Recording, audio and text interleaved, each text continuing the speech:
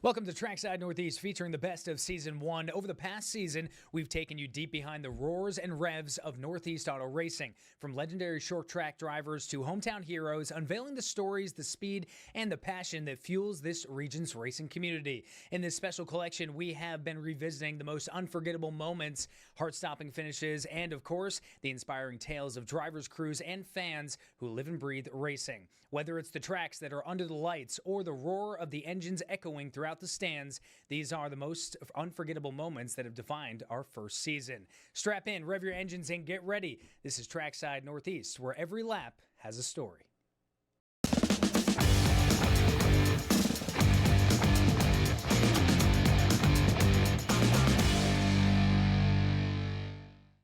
All right, welcome back into Trackside Northeast. I'm Joe Cortese, your host. I am joined by Mark Alden, and he has been in and out of my life throughout my entirety because my Summers family seems to know everyone everywhere in between. But Mark's joining me now. Mark, we've been trying to work on getting you in here for about a month. I'm so glad you're coming back in. He's the executive director for the New England Auto Racers Hall of Fame. And Mark, just starting off, I mean, welcome. Thank you for coming in. I know you had a little bit of a ride. It was up by the Cape you live, yes, right? That's true, Joe. But it's worth it. Anything to do with racing, it's always worth it. It's always worth it. There's the quote. Yeah. That's what we'll have to put. And anything to do with the Summers family, you got to step up. Oh, man, I appreciate it. I do. I just want to tell you, I have your grandfather's driving suit in my collection. You do? Yes. Okay. All right. So that's where that went. There we go. All right. Good to know. Good to know. And your uncles also. So that's where that one went. Okay. You know, it's funny. Later on in life, you find out where things disappear too, or, end up being. But hey, Mark, pleasure to have you in. So right off the bat, we'll start real quickly, starting with you. How did you get into racing? Why do you love it so much? Where did the passion all start? We may have to go back in the time capsule, but how did it all start? 1969. I have a 7-year older brother than I am, and he had a B car at Westboro, and he had to babysit me, so he took me to Westboro. I sat in the stands while they raced the B car. Now, he wasn't very good at it, but I said, I want to do this, So come along, 1974, a friend of mine had a 56 Chevy that I went to school with, Lou Mayo, and we built it together. And Lou wasn't very good at the beginning either. And then I hooked up in 1975. I built the engine for Ed Weston, who ran a late model at Westboro, and we had some success. And that's how it all started. Oh, it always starts. So that's what it is. Just get a babysitter, tell him, or brother, anyone, bring him to the track. You're good to go. And it's been a long journey. Yeah, now you do a lot of rest. I mean, so race though. Yeah. So we'll start with the racing first, and you do the restoration. I raced all around New England with Near and Star, and won some races. And then I had some people drive my car, and when your grandfather told me I was time to get out of the car because I couldn't, peripheral vision was gone, and so I put Bill Bernard in the car, and we won the Lee Oktoberfest. Oh, yeah. And then I had Ronnie St. Germain drive for me, and we won some races down at Waterford Speed Bowl. So it's been a long journey, but get to surround yourself with good people. Oh yeah, and that seems to be the theme of this show. Whenever I'm bringing somebody in, it's all about the community and the good people around them. Short tracks all throughout New England and everything in between. It is. It's a great hobby. We have some great racetracks around New England. Some of it are slowly disappearing, but I have to. My hats go off to Seekonk and Stafford, because they have a division on Monday night. Stafford has their go-karts and the mini sprints. Kids are now going into the SK Lights and they're moving up.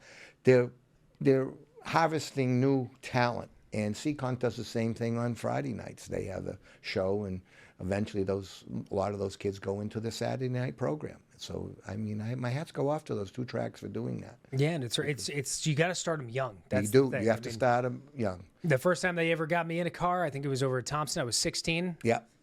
Yep, Pop-Ups drove me around. They gave me a decision. They said, all right, we're either making this investment into a hobby and figure out where it goes, or you can go play baseball, and I chose baseball. Like, my parents probably very happy about that decision because, Yes. you know, it is expensive, but in this day and age, everything's very expensive. And we were just talking before the show about promoters, sponsorships, and how that all works with bringing racers together. Yeah. Well, I mean, sometimes it comes to a business decision if you're a racetrack owner. Is the real estate worth more to sell it and develop it than it is to, run a racetrack? And that's what a lot of people are facing, especially as they get older. Do we want to do this? And my hats go off to the Stafford Motor Speedway. It's the third generation, and they've put a lot of time and money into that speedway, promoting it and making it very, very fan-friendly. And so my hat goes off to them. So when you started going way back in the day and then coming here now, what is the biggest change that you've seen in the sport itself over time, specifically around our parts of New England? Well, in when I first started, you could go to the junkyard and buy parts and put them on your car and go out and win. Days. Oh, go out and win. Now it's not like that. Everything is store-bought, cookie cutter. Everybody's down to the millimeters of shocks and tires, stagger, and everything. It's and of course the changing of the guard. I've probably witnessed 5 changings of the guard, starting off with your grandfather, and now Bugsy Stevens and Ronnie Bouchard and Jeff Bodine, and now we have the Ron Silks and those people coming up. So it's always a change. I know, things coming quick too. I mean, I was just talking a couple weeks ago. I remember seeing Juan Pablo Montoya. He was the SVG before SVG became SVG. Coming in, road racer and everything. But then you look at it, I'm like, oh man, Truex Jr. And I remember when he was just a kid racing with Dale Jr. And I'm looking at it, I'm like, now all these guys, and you see them later. We were looking at the standings for the Cup Series, and Kyle Busch, a couple of these older guys, they're trying to make it in, trying to get it. When years ago, I remember they were the top 5 right there, and it's just changed so fast. It changed so fast. It seems like if you're in the Cup Series, you got 5-6 years, and then you're starting to be going for a first place guy down to a 7th or 8th place car, So the young kids just keep coming in. I know. But it's all driven by money.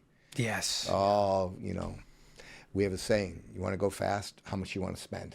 Oh, yeah, I like that saying. That's a good one, yeah. Because you know why? It's the truth, and it's right to it. It's reality. It's reality. Yep. I mean, we all have fun and games, junkyards, working with cars, working around them. But, at the end of the day, everything costs a pretty penny. It depends on how much you want to invest in it. It does. It's a changing sport, just like every other sport, and the heroes come and go. Now, what do you think some of the biggest challenges we're seeing right now with some of these small tracks, the owners, the promoters, or drivers? Is there anything that really sticks out to you that's one of those challenges that we're trying to overcome right now? Promotion. Stafford does a great job promoting. He has a YouTube video, and they do promotion. Thompson, 0 promotion. They wonder why they don't get the people. People say, hey, did you go to Thompson last night? I didn't even know it was open. That's the problem. When someone says that, one person says that, you're not doing your job. That's how I look at it. And it's the different, you look at it, it starts with promotion, but it's social media, it's website, and it's quick and fast now, which is such a difference where you can't promote something that's long. It has to catch the viewer's eye, and it's got to be fast. Right, it does. Now, just for instance, next Wednesday night, August 6th, Thompson Speedway is running a NASCAR modified race. No one knows it. Oh, man. And Jeff Bodine's going to be there in his pacing the field in his original car. No one knows that. There's been no promotion whatsoever out there on that. And that's a huge thing. If people my age remember Jeff Bodine, he was hot in the 70s and 80s in a modified. And just the Bodine brothers going all the way through. They're naming themselves in racing. But there's no promotion out there on it. That's the problem. There's I know. I saw Seekonk make a bump this year. They're getting on TikTok and they're getting on social media. They're trying to get that younger. Yes. They are doing more promotion, and you see it on Facebook and stuff like that, and TikTok, and so it's promotion.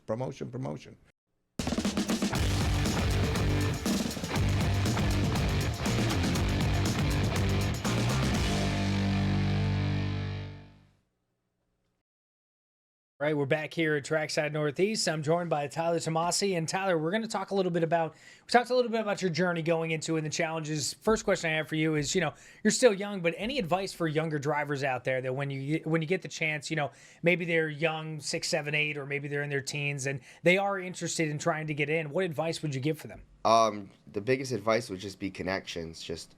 It might seem pointless when you're 10 years old to talk to NASCAR team owners, but I mean, it all comes back around, just many connections as you can within the industry. The biggest thing over everything is try to get contacts with people who own businesses, do that stuff.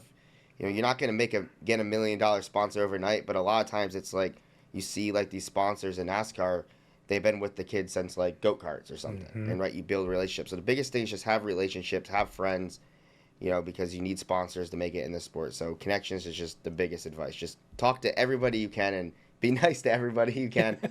Till you get on the track and you got to take that number one spot. That's where you're like, all right, we're going to push that aside a little bit. Yeah. All right, so so you're going through this, and we talk a lot about the community in NASCAR and how it is a connection based and everything.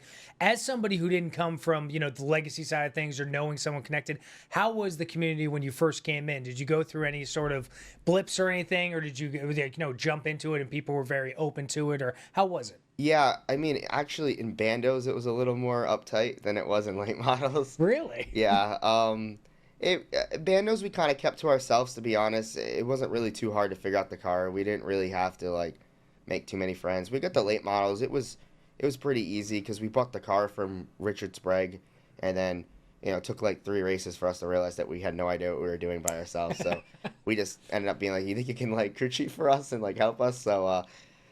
So, we just kind of got lucky with the people we aligned with. It was still tough. I mean, we still didn't have, an endless, something's wrong with the car. We didn't have, 50 people to call like some people do. And we didn't have, a garage worth of parts from the last 37 years. So. Takes years and years. I mean, I'm sure Rick tells you all about it. He's been doing it for 50 years. Yeah. I'm sure he's gone through every car part you can imagine, Yeah, so it was a little tough. Nobody was really mean. It was just... Like I said, in bandos, we kind of kept to ourselves, and then in late models, it was just kind of we bought the car from the guy, and then, he ended up helping us. Well, it's also smart, too, because you go into it as, you don't want to step on anyone's toes. You want to go in. You want to be a sponge. You want to, absorb as much and, learn through experience and be able to ride. So, all right, so the ultimate goal here, I'm assuming, is it to make it to the Cup Series? Has that been the goal for a while, or did that kind of come about when you got into the truck? I mean... 3 years ago, when I didn't even think it was possible to even make an ARCA start, my goal was just to make it to Xfinity. So I did that so I can retire now. Okay, so you're good. You're good. You already hit the bar. I mean, I did hit my goal. I mean, but obviously that was at a time where it looked, almost impossible to get into ARCA. So now I done Xfinity stuff. I have Talladega trucks. I work with MBM, who has a Cup car. So it's not completely unrealistic. It just depends on approvals and stuff, and just we keep putting together good runs like we've been in trucks in Xfinity, then, you probably can get approved for a Cup. And, I have probably some sponsors I could work with and have kind of a ride there that I could probably get in. It's just more of just getting there. And I mean, and obviously it's still going to be 3 times more expensive than Xfinity. So yeah, that's when those zeros start getting added to the end. Yeah. Right? So, I mean, I guess now at this point, the goal is, I guess, to at least make 1 Cup start. Mm-hmm. Once we go there, I don't, maybe we go to F1. No, I'm kidding. F1, but F1. Oh man.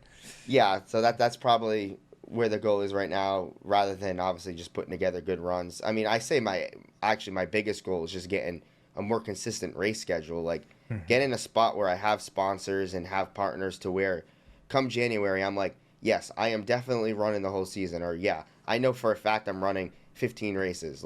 This year I thought I was running 2. Then the 2 come, and then all of a sudden it's 3, then 4, then it's 5. And it's it's cool to add them. It's cool to get phone calls on Monday and be like, hey, you're racing this weekend. At the same time, you kind of want to be able to, have funding and just focus on yourself and the driving rather than be scrambling for sponsors and then, oh, we're racing this weekend. So I guess that's honestly probably my biggest goal, is just more stability. Yeah, it's kind of like playing on the wire where you're sitting there, you're waiting, and then, you get that burst of energy in that phone call and you're like, all right, let's rock and roll. But then like you'd rather have it where it's kind of like, you look back at the video games where it's like, all right, I got 32 races to go. This is how I'm going to plan it out. I know I'm good on the short tracks. I know what to do here. And also, it's also experience when, different tracks, how they ride, what they work with. So how many races have you done in your career so far, you think? In NASCAR? Or just in general, like starting way back day? So it's honestly, it's not going to be like crazy number like the down south guys, because obviously like Seacon, the winters and stuff. I know there's some people that run 70 races in a year. I think it's probably a little over 100 maybe. I have to think. I mean, it's like 15 races in a Seacon year. That's a lot of miles. It gets rained out half the time. I know. We have the worst luck here in Southern New England, man. I'm honestly not sure, but nothing like insane. Like I don't have like Rick Martin stats, but so yeah, I mean a good amount. But in NASCAR, I've made about 10 National Series starts. Wow. So between ARCA and I guess like attempting the Xfinity races, somewhere around there. So, I mean, it's nothing crazy. I mean, you're racing against guys that have like 900 starts, or like guys like Kyle Busch and Kyle Larson. So it's tough. You're at a disadvantage. But I mean, this year I've made more starts this year than I was originally planning on. So as long as every year I can make more starts than the last year, I'm happy. Yeah, you just keep building, man. Progress. Yeah. That's all it is. So, all right. So let me ask you. I got to go to the more personal side of things. Did you ever think that you would be did you ever have a dream of doing something other than NASCAR racing, like being the president, being an astronaut? We're all kids and we have a dream, but was there anything else that you remember, or was it just always racing once you got into it? Once I got into it, it was always racing. I guess before it's kind of hard to remember. I mean, I liked engineering and stuff like roller coaster. I can see why you got into the racing then. There's a lot of engineering that goes into a car. Like I like just stuff like I liked roller coasters when I was a kid, right? Like the way like it worked. I guess like it's not like racing, but it is like adrenaline, but also like, the science stuff. Oh yeah, everything be around it. So all right, so let me ask, you play the NASCAR video games or anything then? Or? I do iRacing. Okay, all right. So well, that's kind of where the engineering side comes in, because if you get a chance, go online and check out some of these iRacers. They are incredible, folks. I mean, like you can make every detail changed and make the car ride like you would actually ride on the track. It's pretty impressive the amount of technology they've put into the sport over the years. Yeah, no, iRacing, it's the open setup stuff is crazy. Like you can set up your own cars. I usually run fixed setup because the open setup stuff, like you got guys that literally have unlimited time to make setups. So they'll test for like 7 days straight, like 24 hours straight. So I'm not on that level. I don't have that much time. Yeah, but no, yeah, iRacing is a big help. Like I use iRacing to get ready. Like, you go to a place like Iowa, like you find out on Monday, you've never been there before. You go on iRacing and it gets it close. There's some tracks where it's spot on. There's some tracks where it's okay, and there's some tracks where it's nowhere close. It's just kind of, it's better than nothing. It gives you something to lean on rather than watching like an onboard or something. Yeah, because a lot of people, you talk to people who don't understand NASCAR, and in NASCAR, they're like, it's just left turn. I'm like, oh, there's so much more to it, though. It's like there's 4 technical turns in it. They're all going in the same direction, but it's how the car bites, how it works out, and how it goes through. Yeah. So how much do you use the iRacing when it comes to training? I mean, I know in the short term with Iowa, you kind of jump into it, but do you use it kind of throughout the year, especially what we were talking about with only having, we have the winter up here in New England, so you can only race a certain amount of time, but how much do you usually use the iRacing? Yeah, I mean, usually every day, kind of depends. I slow down a bit with it. I notice the more I race in real life, the less I kind of want to play it. Really? But like during winter, I kind of get more into it. But it honestly helps with racecraft and just iRacing's probably harder than real life in terms of you're racing against, like I said, guys that have so much time to practice and prepare that like they're perfect. Like, and they don't make mistakes. They also don't have the the thought process of, oh, if I do hook this or take right, a turn, I'm going into the wall. There's no danger. Nobody's scared. People have unlimited time to practice. So everybody's like, you'll have like the whole field in 1/10. So it's hard. It's, like driving at 80% in real life in a good car, get you like 10th. Driving 80% in iRacing gets you like 30th. Yeah. So yeah.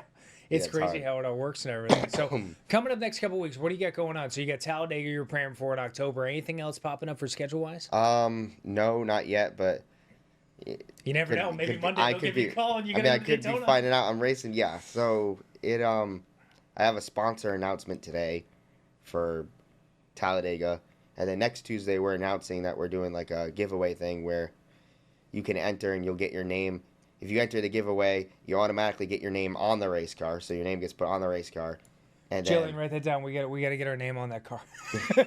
and it'll only be $25. Okay. So you get your name automatically on the car, and you're entered to the giveaway that either win a VIP out to the track, or a T-shirt, or one of the 124 diecast. Oh, that's cool. That's a great little promotion, man. I love Yeah, that. we did it at Bristol where you could get your name on the car, but now we decided, give people a little more. So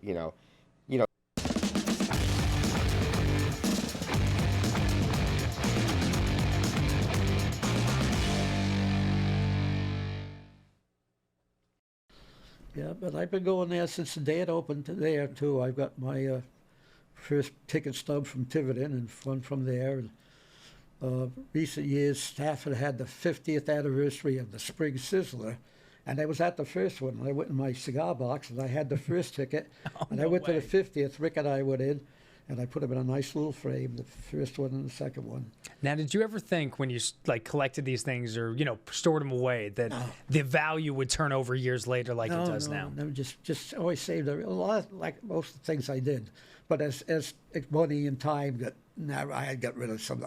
I used to do a lot of records. God, I had thousands of 45s.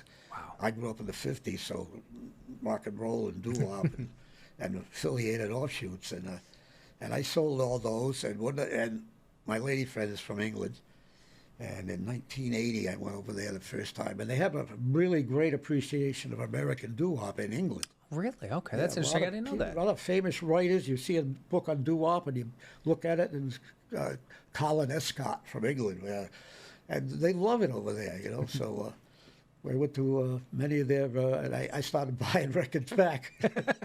Only It's on funny. the DVD. On the DVD, they take up less room. But CD, they take up less room than an LP album.